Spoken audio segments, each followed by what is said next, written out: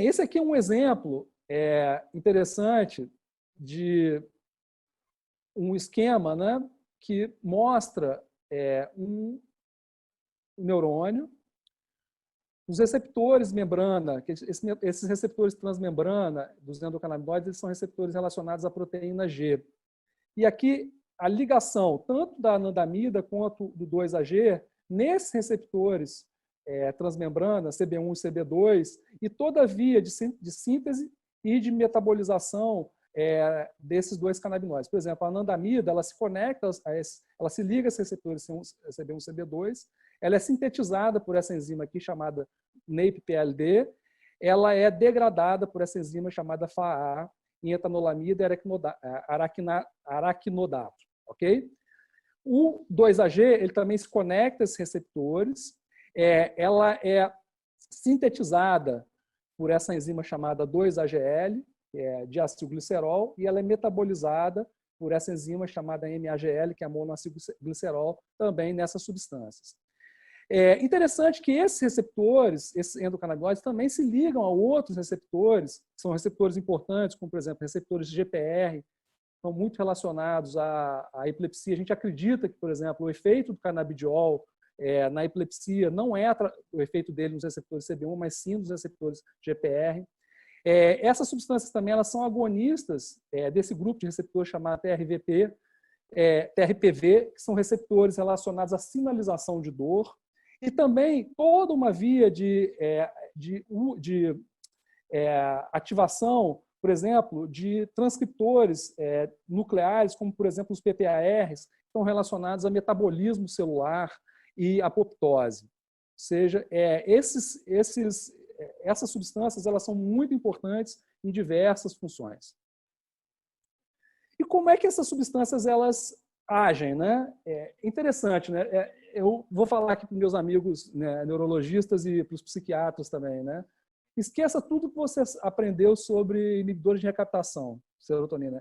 Os endocannabinoides, eles agem de uma forma completamente diferente, por exemplo, dos antidepressivos, tá? Ou de outras substâncias, de outros neurotransmissores, como, por exemplo, dopamina, serotonina, etc. O que essas substâncias elas fazem, né? Na verdade, os endocannabinoides, eles são sinalizadores sinápticos retrógrados. O que significa isso? Eles modulam a atividade neuronal pré-sináptica. Então, aqui nós temos dois neurônios pré-sinápticos, uma sinapse excitatória, uma sinapse inibitória. A sinapse excitatória é relacionada à liberação de glutamato, a sinapse inibitória é relacionada à liberação de GABA. O que acontece, né? Quando existe essa liberação dos neurotransmissores, por exemplo, aqui, a ativação pós-sináptica desses neurotransmissores leva à liberação do endocannabinoide, que vai no receptor pré-sináptico e modula e inibe essa liberação. Então, na verdade, eles são moduladores pré-sinápticos, tanto de excitação quanto de atividade inibitória.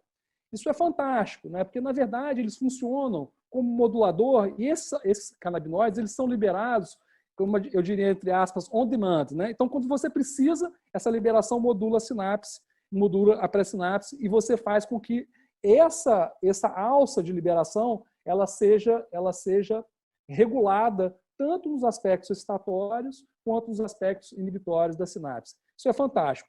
De se imaginar que esse sistema, obviamente, ele está comprometido em vários tipos de condição, como, por exemplo, em doenças neurodegenerativas, existem várias evidências pré-clínicas disso, e você consertar esse sistema seria fundamental para a manutenção de várias condições neurológicas. Bem, e o que isso tem a ver com... O que os endocannabinoides têm a ver com os fitocannabinoides, né? Esse esquema aqui eu acho muito interessante porque ele mostra exatamente quais são os receptores que o canabidiol, por exemplo, age tanto no sistema nervoso central quanto no sistema nervoso periférico, né? Esse esquema ele mostra aqui uma imagem, né, do canabidiol e a interação com esses receptores primeiro ponto que eu acho que é importante salientar aqui, na verdade, o CBD, o canabidiol, ele não é um agonista dos receptores CB1 e CB2. Na verdade, ele é o que nós chamamos de agonista inverso ou modulador alostérico negativo. O que ele faz? Na verdade, ele inibe esses receptores. Mas, ao inibir esses receptores, lembrar que, do ponto de vista farmacológico, quando a gente fala de modulação alostérica negativa, ela só pode acontecer na presença do agonista, né? Que seria aqui a anandamida. Então, no momento que o CBD ele bloqueia e inibe esses receptores, ele automaticamente ele aumenta os níveis de anandamida, que seria o endocannabinoide endógeno, digamos assim. E ele inibe também a enzima que degrada a anandamida. Então, a atividade do CBD nesses receptores é uma atividade de modulatória negativa que aumenta os níveis endógenos de anandamida. E isso é importante também, por quê? Porque nós sabemos que o THC, por exemplo, ele é um agonista desses receptores CB1 e CB2. E qual a importância clínica disso? A importância clínica é que, quando você administra o canabidiol com THC, o canabidiol ele ajuda justamente a diminuir os efeitos adversos do THC. Ele bloqueia muitos dos efeitos indesejáveis do THC. Então, essa administração junta, em conjunto, o paciente acaba não tendo tantos efeitos adversos do THC. Além disso, o CBD ele é um agonista desses receptores aqui, chamado TRVP.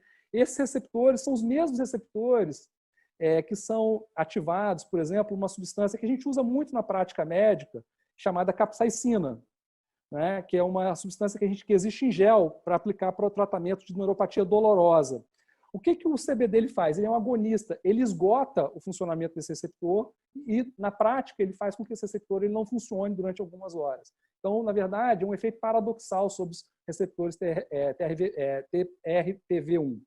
Além disso, existem várias evidências que mostram o canabidiol com ação em mitocôndria e ação nesses receptores aqui, chamados GPR55 e outros GPRs, que são receptores relacionados a muitos tipos de epilepsia. Então, é uma via de ação nos pacientes com epilepsia completamente diferente daquelas vias que nós estamos acostumados com os outros anticonvulsivantes, como, por exemplo, bloqueadores de canal de sódio, bloqueadores de canal de cálcio, etc. Essa ação desses receptores é o que mostra a potência dessas substâncias, tanto em estudos pré-clínicos, também em estudos clínicos, nesses receptores. Além disso, ele é um agonista dos receptores 5-HT1, o que mostra um potencial terapêutico nos estados em doenças psiquiátricas, como, por exemplo, transtornos de ansiedade, mas também um potencial interessante em relação aos estados psicóticos. Eu vou mostrar alguns dos trabalhos para vocês em relação a isso. E a ação dos PPARs, mostrando toda a modulação inflamatória e neuroproteção. Bem, eu acho que esse slide aqui resume muito do ponto de vista de mecanismo de ação e estudo pré-clínico, porque mostra como essa substância, o canabidiol, ele tem um papel importante em múltiplos receptores, né? Talvez poucas substâncias na medicina elas tenham um papel modulador tão interessante como os canabinoides, né? Durante muito tempo a gente desenvolveu o que a gente chama de medicina de alvo único, né? Você estabelecer um remédio para um receptor. E, na verdade, a gente sabe que o canabidiol tem um efeito pleotrópico sobre diversos receptores, e isso coloca essa substância como um potencial de tratar muitas condições, e eu vou mostrar para vocês o que já existe de consolidado na literatura médica sobre isso e os potenciais futuros sobre isso.